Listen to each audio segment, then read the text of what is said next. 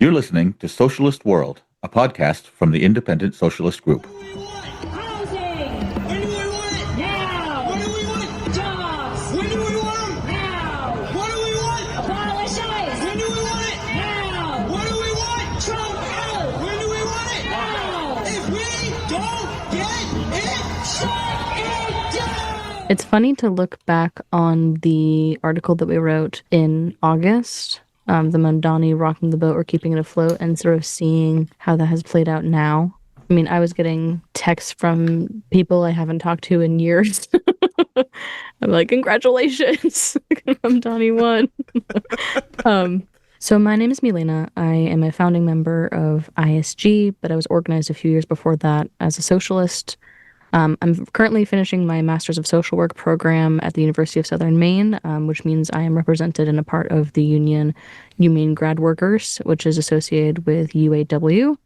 I live and I work in Maine, and I study and work in public health research and social work. Hi, I'm Peggy. I am a member of the Independent Socialist Group in Boston. I work as a studio manager at Mass Art, which is a public art school in Boston, and I am a member of the Massachusetts Teachers Association, the MTA. Yeah. Hell yeah. Hi, my name is Ashley. I'm a member of the Independent Socialist Group in Philadelphia. I've been around here for 6 years, actually. I think it's 6 in the last few months. I'm unfortunately I work in an industry. I work with computers, and they don't got unions. They don't got unions for us sort. Not yet, anyway. Not yet. Yeah, importantly. Great. So maybe we can start with just some of like immediate aftermath. Like, what are we seeing and hearing on the ground? What are people's reactions to that, and how do we make sense of it? So I'm seeing certainly a lot of celebration from different sorts of people, generally on the left or maybe leaning left. But a lot of people are happy. They see this not just as, maybe a chance to get what Mamdani has promised, rent control, rent freezes, free childcare, $30 an hour minimum wage, all those demands, but also as sort of a symbolic rejection of Trump, where I think people are feeling a lot of frustration that it sort of feels like we're, 10 months into Trump's presidency and nothing he's doing is really getting stopped or held back in any way. But I'm also seeing maybe less of this, but also some skepticism of Mamdani. People are really happy he won, but they also have been bitten in the past. They've been bitten by AOC in New York City just a few years ago, by Bernie Sanders, running several times as a progressive and then dropping out to support Hillary, or now he's ride or die for whoever the Democrats come up with. And, of course, Obama. I think there's actually a big comparison to be made to Obama, both in the hope that people sort of feel around the Mamdani campaign, but also the disappointment of Obama after the first few years of his term. So I think people are waiting to see what's going to happen with Mamdani. I think you're totally right. I think this is also, definitely the mood is celebratory, I think, across the board. As I was saying, before, I was getting, texts from random people who just, vaguely know that I'm, socialisty or lefty on social media, who were like, congratulations! I'm so happy for you, let's go. Which, of course, opens this conversation of, yes, and I think there's a really key point that you brought up, Ashley, with this. I think it's more of a rejection of Trump than it is necessarily enthusiasm about any particular candidate, although Mamdani's probably a pretty strong example of people who kind of like him for him as a sort of charming human being. But I think overall it's interesting because there's a sense, I think, among people that, and this is a silly meme thing, but just woke is back, or we can prove, kind of push the Dems left, or here's proof that we can have Democrats who are lefty and meet our needs. And I think you're totally right that there's if you talk to someone for a while, there's some skepticism that emerges because people kind of have no reason to believe necessarily that this would be different, but people would really like to, which I think speaks more to the moment we're in right now than necessarily the results individually. That being said, Maine had some unique election results locally here. The Maine branch of ISG has been talking a lot and like leafleting a lot and having standouts about and having public meetings about a minimum wage ballot measure that we had voted on. Basically, we had critically supported that was proposed that the minimum wage would be raised to $19 an hour by 2028, like in increments. And we already know, based on current research, we keep on referring to this one study that we found from MIT that basically says that in order to live well and have your basic needs covered as a single working adult in Portland, you have to be making minimum $25 an hour as like a single working adult, not even like you and a partner, you and a family. So 19 by 2028, like when that's not even going to keep up with inflation, just like in many ways, just like cuckoo bonkers crazy. Like there's just no way to, there's no way that's enough. So we critically supported it. Like, yes, minimum wage should increase. And also it's nowhere close to livable. That was voted in overwhelmingly. It was something like almost 68% of Maine voters, or Portland voters, excuse me, had said yes to increasing the minimum wage, which was really significant considering the amount of propaganda and pushback from the Portland Chamber of Commerce, who was insisting that it would destroy local businesses, just like insisting that the city couldn't handle it. So that was really significant. And the other two quickly were, in terms of citizen referendums, was an anti-mail-in ballot measure, absentee ballot measure, that would have limited that. And because Maine is such a hugely rural state with like a disproportionately, is the oldest quote unquote state in the entire country, it has disproportionately high number of people over 50. Absentee voting absolutely affects almost everybody in the state. So that was protected, which is great. Thumbs up to that.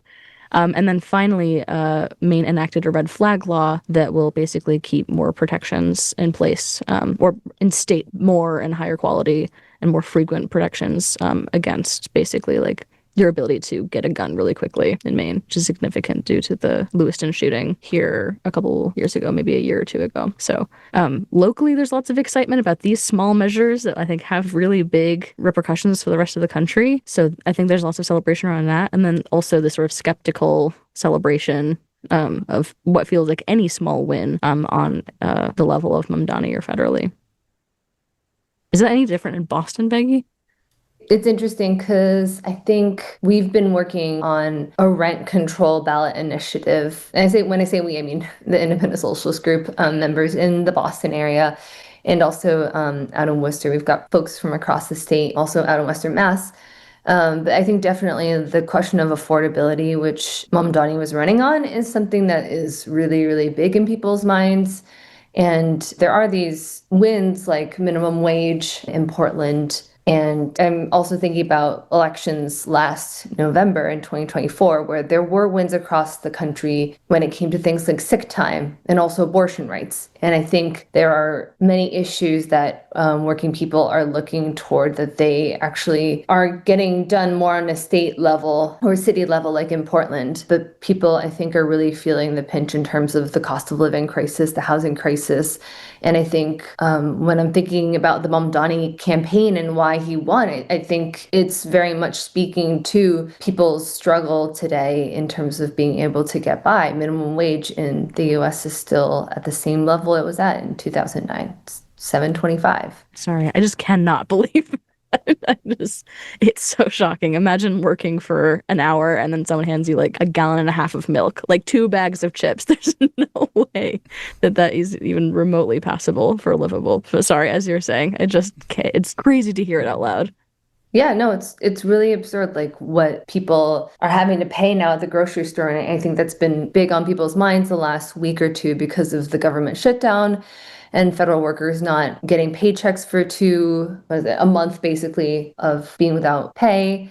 And also, of course, like people losing SNAP benefits. And people, I think it's something like 1 in 8 people in the US rely on SNAP benefits to get by. So those are really, really big deals. And just the cost of living being rough. And then the Trump administration cutting SNAP benefits for so many people was really, really awful. And yeah, I think people are looking for ways out. And I think Mamdani was successful because of the platform he ran on freezing the rent and free childcare for everyone, municipal grocery stores, and raising minimum wage, free buses. And Yeah, I think that just resonated with a lot of people. And I think it's important to also note, like, there were other Democrats in the party who were trying to take him down through like red baiting him and fear mongering around him supporting Palestinians and being against the genocide. But even so, as a, self-proclaimed socialist, that didn't turn people off from voting from him. Like, he still won, and opposition to the genocide also didn't turn people off from, supporting him. Now it's a question, I think, a lot on people's minds of like, is there really going to be a change in the status quo? I think there's a certain level of expectation that things will change. He's run on these things, but what will actually happen? What's a strategy for that? And how do we get that done? Because I think in the media, it's been said, like, well, is this something to replicate in other states and cities? So I think on whether it can be replicated in other places, I think the biggest takeaway from Mamdani is that people look to what you can achieve much more than they look to ballot line or ideology or things like that. And the fact that Mamdani is coming out promising these reforms that people in New York City really need. New York City is incredibly unaffordable, and things like a rent freeze, things like a higher minimum wage would really help. That, compared to Andrew Cuomo or Curtis Sliwa or Eric Adams, that really stands out. That's something that Bernie Sanders was in many ways just another Democratic Party official, but he ran on things like universal health care and free college that got people interested, and got people interested in some cases across party lines. There are a number of people who wouldn't normally vote for a Democrat who voted for Bernie Sanders or voted for Mamdani. There's also the issue that the race that Mamdani was running in is not a typical race. A lot of news stories have been written about how New York City is just different from the average American city. It wasn't average America that voted for him. It was the New York elites. And that I don't think is necessarily accurate. Still, there's a lot of working class people in New York City. But it was almost a four-way race that he was running in. It was Mamdani up against Curtis Sliwa as the Democrat and Republican. Of course, Curtis Sliwa sort of washed up. He did have sort of a moment with the internet memes. He's got quite a personality. He's got some charisma to him. But I almost feel like he was solely popular with online memes among people who would never vote for him. He was attacked by mostly people from his side for not dropping out of the race. In their minds, handing the vote to Mamdani, which is very much not a typical situation. You have Andrew Cuomo. He's a sex criminal whose COVID policies led to thousands of people dying in nursing homes in New York City. People really don't like him. He's a black hole of charisma, and he has absolutely nothing to offer people in New York City. Really, the reason he got so far was that he was backed by millions and millions of dollars of money from big business, from people like Bill Ackman, from companies like DoorDash to stop Mamdani. And then just on the side, you have Eric Adams, the disgraced former New York mayor, who didn't really have any chance whatsoever. But this kind of sort of four-way race, I think, really sort of paved the way for a socialist candidate to win, or a candidate who calls themselves socialist to win, where they otherwise might not have been able to.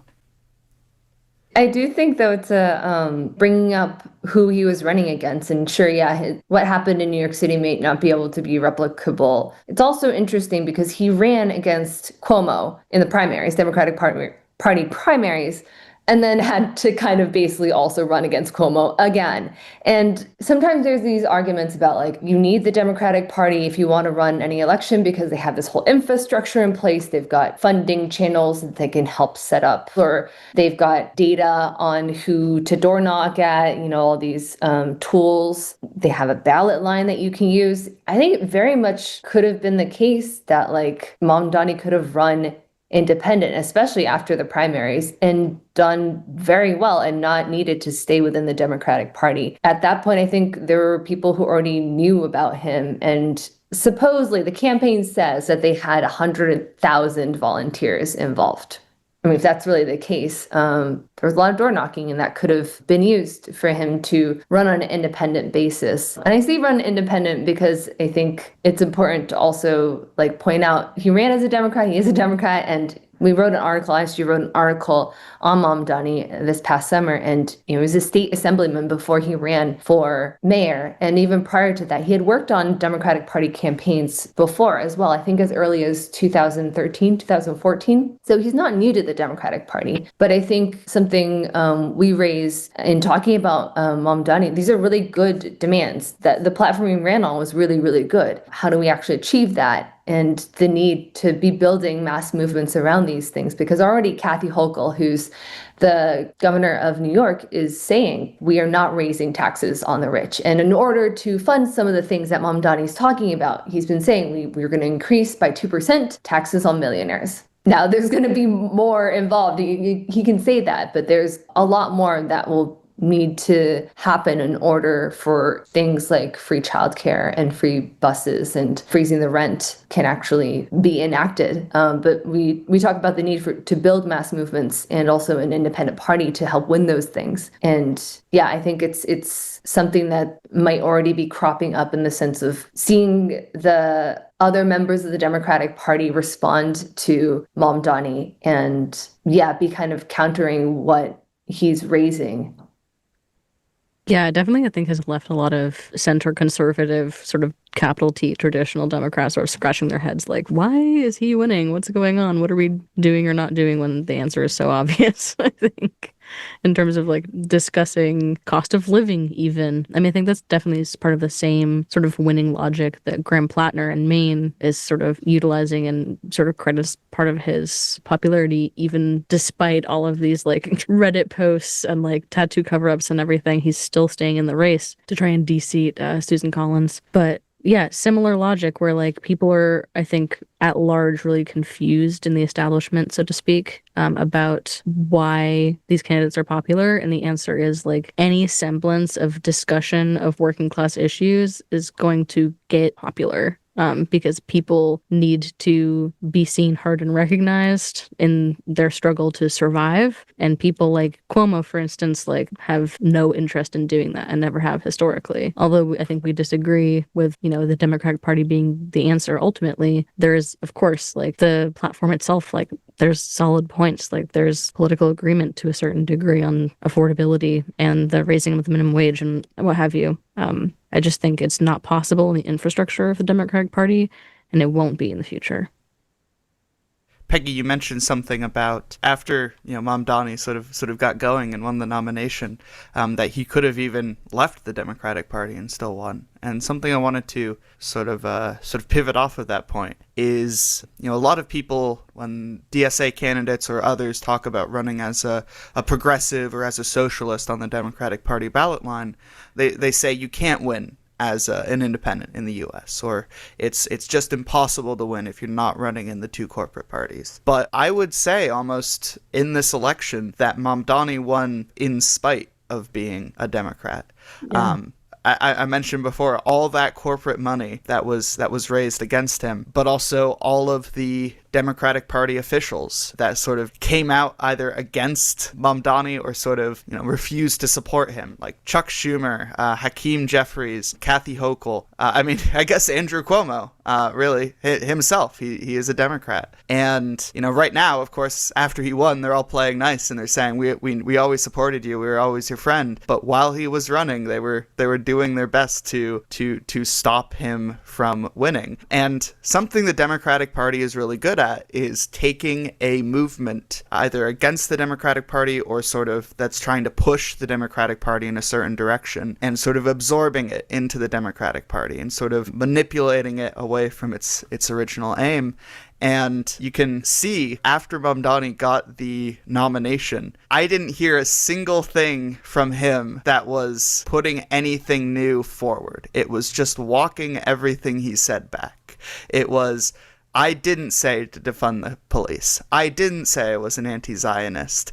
Sort of just walking back all of his progressive or sort of radical demands as much as possible. And he still won. But I have to think if he didn't spend a sort of a month, 2 months of a tour saying, actually, I didn't mean all that stuff, that he would have won harder.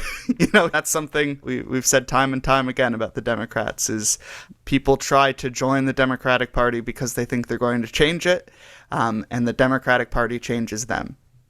Yeah, I think it's a really good point. Something we've been talking a lot about in the main branch these days, is what is going to happen next in terms of the sort of subjective conditions around Mamdani and like people like him, who I think are bringing a lot of people who are like frustrated or disillusioned with the Democratic Party back up into the Democratic Party under this sort of banner of democratic socialism. And although we're not talking really about that explicitly today, I think it's interesting to try and anticipate or be aware of or prepare for, like, I don't know. My great aunt is talking about defunding the police. Never in her life did I think that was possible.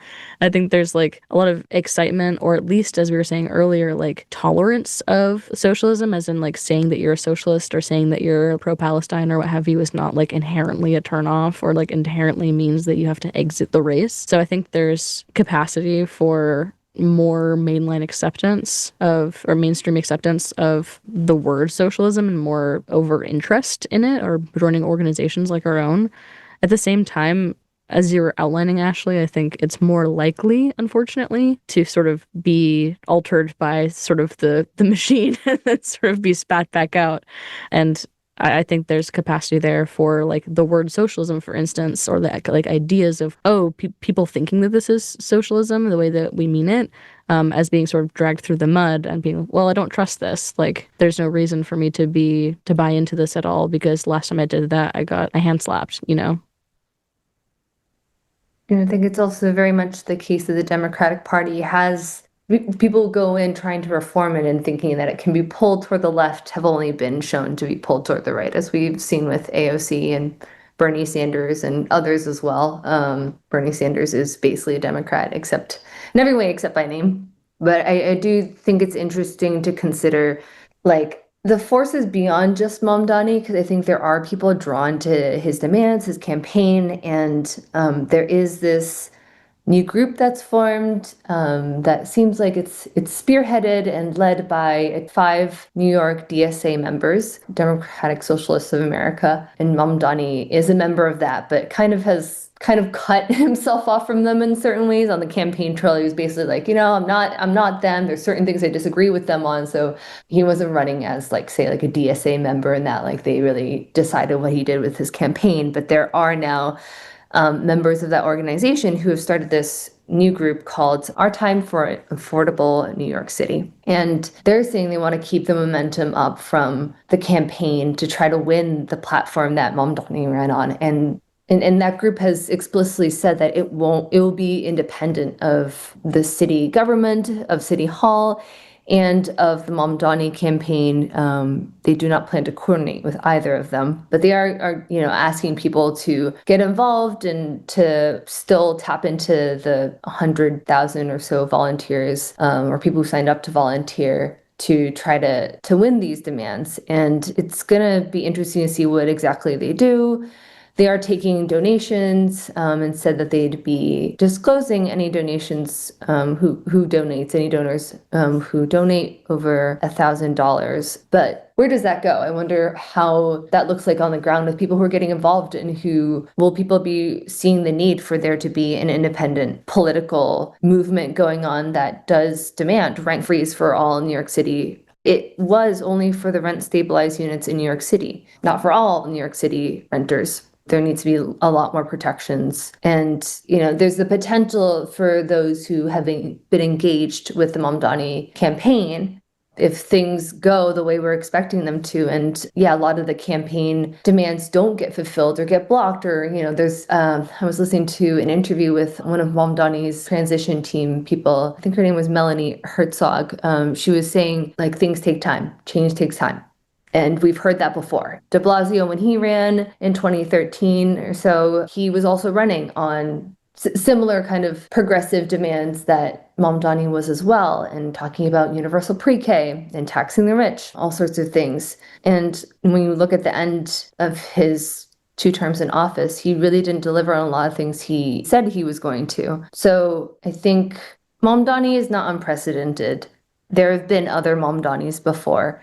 including in New York City. But will there be people who end up being disillusioned if these demands aren't met, or will they still push for these demands? We talk about building mass movements, like those should absolutely involve unions. And unions, they had initially supported Cuomo in the primaries and then came around to endorsing Mamdani for the November elections. But unions are a really, really important part of building movements. They have a lot of working class members in them and who are hugely impacted. I think of the teachers union. I think of also nurses, other transit workers as well. But I think of a large portion of New York City's residents. And I believe New York's one of the highest density union states in the whole country. But they have been really messed around with in New York City. During de Blasio's term in office, when he first initially got into office, he was negotiating with the teachers union. And the teachers union took a big hit in terms of increases to healthcare costs. And also taking, I think it was over 7 years, they only took a 10% increase in pay, which is really, really awful. I don't have quite the stats on what teachers in New York City are paid, but I'm sure many of them are among those hurting state workers and having to pay much more in healthcare costs. So if there could be a union arm to whatever movement might emerge out of the energy that's around Mamdani, that would really help give resources, because unions do have finances, they have membership, their endorsements can have a lot of weight, but those could be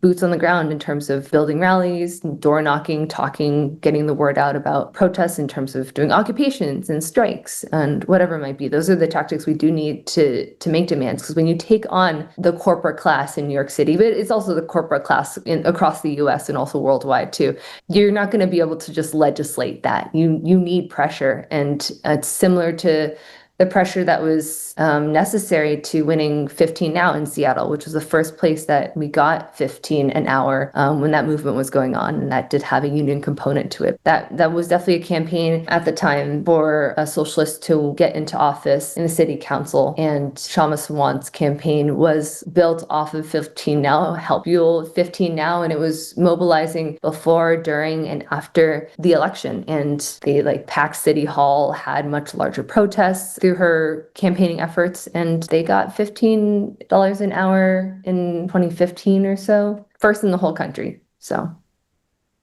I think some of the stuff that you're saying reminded me of when we're talking about can we push Democrats left or anything like that, what are our options really when we're talking about electoral politics. Reminded me of this quote from, and he's just on the brain because I just left a conversation where we were talking about him, but Graham Plattner in Maine, on the government shutdown, he was talking about Chuck Schumer, and he said, "The Democratic Party at the leadership level has just become entirely feckless.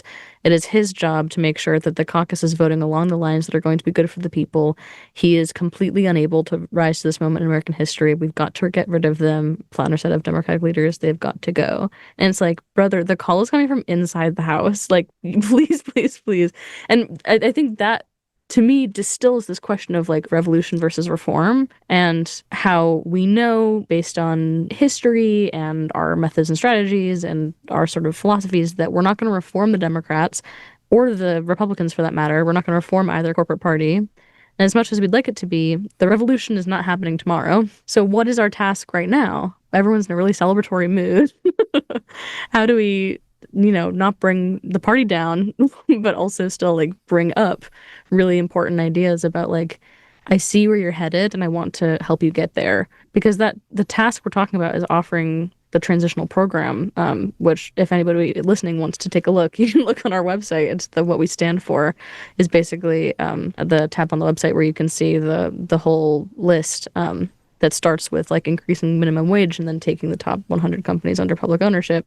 But being prepared to have discussions like these about regular people's needs and wants and relationship to electoral politics, and how electoral politics holds up against other strategies like the ones that Peggy outlined that have to do with building a mass movement, building an independent party, and including unions as sort of an enormous part of that effort. So as we're talking, that's sort of the stuff that I'm thinking about, where it really kind of falls into these two buckets, reform versus revolution, and how we kind of have to find this middle ground, so to speak, with pushing socialist ideas without saying, no, you're wrong, your your effort or your desire to follow somebody or to vote for somebody like Mamdani is like totally misguided. That's not what we're saying. We're talking about like, why isn't he running as an independent? He would have likely done so successfully. What do we have to gain from this party?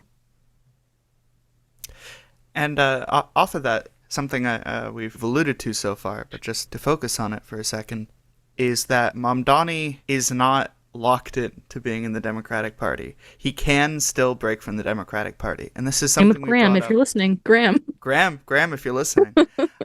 This is something we brought up too for Bernie. That was something we brought up. Bernie, he was screwed over. There's a less nice term for that I won't use here.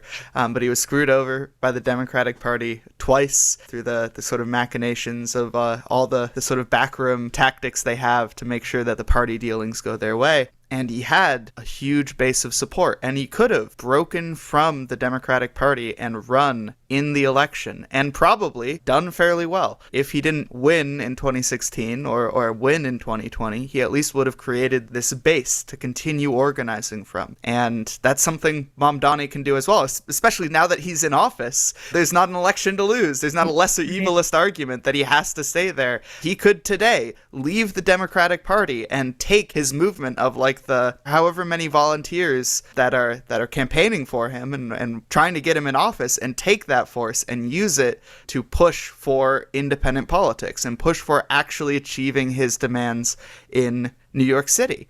And that's something, we're definitely not the best people to talk about it being Americans, but in the UK, Corbyn, who was, at the same time, there was Bernie. In the UK, they had Corbyn, who was a similar figure. I'm not going to equate them because there's some differences between the Democrats and Labour and between Bernie and Corbyn. But he recently left the Labour Party. Finally, people have been saying for years for him to leave, but left the Labour Party to form a new party of some sort. And I've heard there's a whole bunch of mess going on there, and hasn't necessarily coalesced into anything yet. It's not clear what it will coalesce into, but he has taken his base of support out of this party. The Labour Party has become a corporate party, and he's taken that base out of the Labour Party and put it towards independent politics. And that's something that Mamdani could do just as well. And actually, I just recalled, when Mamdani was running in the primaries, there was this New York City DSA ad. I saw it on Instagram. Possibly it played other places. But the ad was targeting specifically people who left the Democratic Party over the genocide in Palestine, over the support from Democrats for the genocide in Palestine, and for funding Israel, sending weapons to Israel, crushing the protests at universities like Columbia and across the country. And it was this ad that was saying, look, I know you value your independence, but please, will you rejoin the Democratic Party so that we can get Mamdani elected? Goddamn Democrats. I've never been prouder not to be one. I like Zohran, though. He is meeting the moment. All right, I'll vote for this guy. But Cad, this is the Democratic primary, so if we want to vote for Zohran where it really counts, we have to change our party affiliation. I know you value your independence. And I admire yours too. But I was thinking, will you switch your party affiliation to Democratic with me? so we can vote for Zohran for mayor and provide our family with a more affordable future in this city? Yes, Harmonia. 1,000 times yes. And that is so wrong.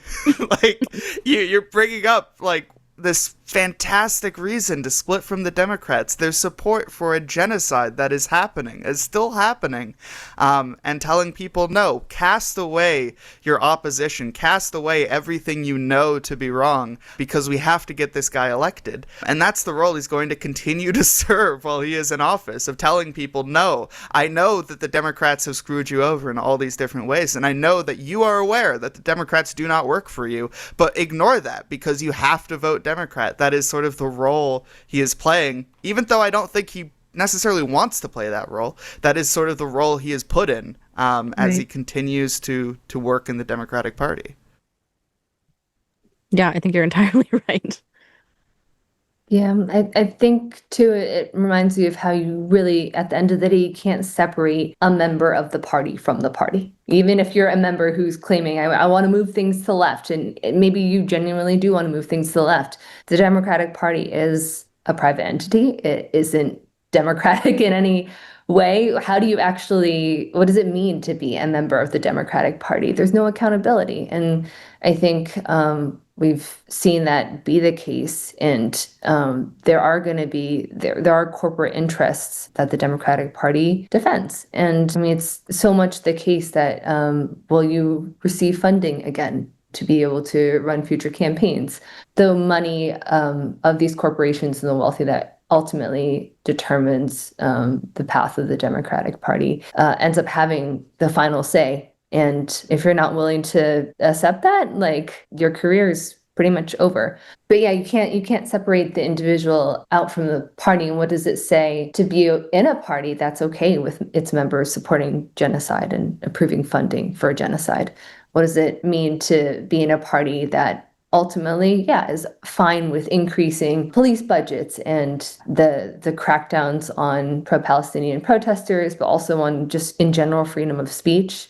I know in Massachusetts, we're quote unquote a blue state. I think New York's also considered a blue state, but we've also seen huge numbers of police and huge amounts of repression over free speech and also against student encampments, things like that. So there isn't a real path forward, I think, through the Democrats. And at the end of the day, yeah, it's really important for there to be an politically independent party to be able to channel these good demands for rent freeze, but also universal health care and canceling student loans and increasing taxes on the rich and on corporations. Trump in 2017 lowered the corporate tax rate from 35% to 21%. There's a lot that the working class does not have a way in which to organize themselves against both these political parties that have attacked us. We can talk so much about previous administrations, both blue and red, that have attacked working people, between bailouts to large corporations and making working people pay for the price for recessions. Yeah, various catastrophes like Hurricane Katrina, you name it. But without working people having a large party, when we talk about a workers' party, we're talking about something on a really large scale, very broad, that can help organize unions to be part of that, community organizations. I'm thinking about the ICE raids right now. There are a lot of local community organizations that are fighting that fight on the ground, but there isn't a wide level coordination. So despite all the ICE raids happening, there isn't a larger response going on. Left organizations like ourselves, but also others too, individual activists, there's a lot of potential that an independent political party, workers' party, could achieve. Workers' Party, Labor Party, whatever it might end up being called, it matters less the name, but just more the character of it. But meaningfully having membership for something like that, where we can be coordinating. We talk about a general strike to stop Trump and the ICE raids and all the other attacks that are going on right now. Really hard to coordinate that when we don't have a political party of our own as workers, and movements get channeled into voting blue. What happened to BLM? They got voted into, or pushed into, voting for Biden. And as far as I can tell, it's not around anymore. So as we mentioned, a lot of the support for Mamdani and sort of the celebration of Mamdani, it comes from it sort of being a symbolic rejection of Trump. And in some cases, really an explicit rejection of Trump, because Trump put a lot of focus on this mayoral campaign. He endorsed Andrew Cuomo, surprisingly endorsed Andrew Cuomo to stop Mamdani. So to a lot of people, it feels like Mamdani is stopping Trump. But to actually stop Trump, we need more than just pissing him off, right? We need actual practical things that limit his power and push back on what he is trying to achieve. And as I think we've seen over the last 10 months, if nothing else that the last 10 months have made clear, is that the Democratic Party is not interested in stopping Trump. They're interested in posing as an opposition to Trump. They're interested in getting votes against Trump. But for example, we saw this just this last week. The Democrats, Chuck Schumer explicitly told Democrats to hold off on getting a deal to stop the government shutdown until the election was over because they wanted more votes, right? They wanted to present themselves as being, we're fighting the Republicans. We're not going to bow down to them and just throw away everything we're fighting for just to stop the shutdown. And then the election's over and they caved. They all caved. The Democratic Party, working within the Democratic Party, is working against fighting Trump. Something that we need to do to fight Trump is to organize a movement against Trump. Not just the protests that people go to over the weekends, right? That's a good start. It's better than nothing. But we need more than just a protest you go to and say, I hate Trump, and then you go home. We need to organize a real sustained opposition, which is something the Democrats don't want to happen. As we mentioned, we need to involve unions, right? We need the power of unions for, in particular, strike action that can stop Donald Trump, that can add power to these No Kings protests, that can add power to these anti-ICE protests. And we need a movement that will actually fight for these things, like rent freezes, like $30 an hour minimum wage, like public housing, right? Which isn't something that gets talked about, but it's something we really, really need. That's something that the Democrats will do everything in their power, like they did everything in their power to stop Mamdani. Now that he's in office, they will continue doing everything in their power to stop him from achieving these aims. We need to organize outside of the Democrats, organize for independent politics to stop Trump and to actually oppose the things he and his party are doing. So we are the Independent Socialist Group. You can find us at independentsocialistgroup.org, where you can read our articles, read our What We Stand For document with our political platform, and also head to the Join Us page if you would like to get involved in your area.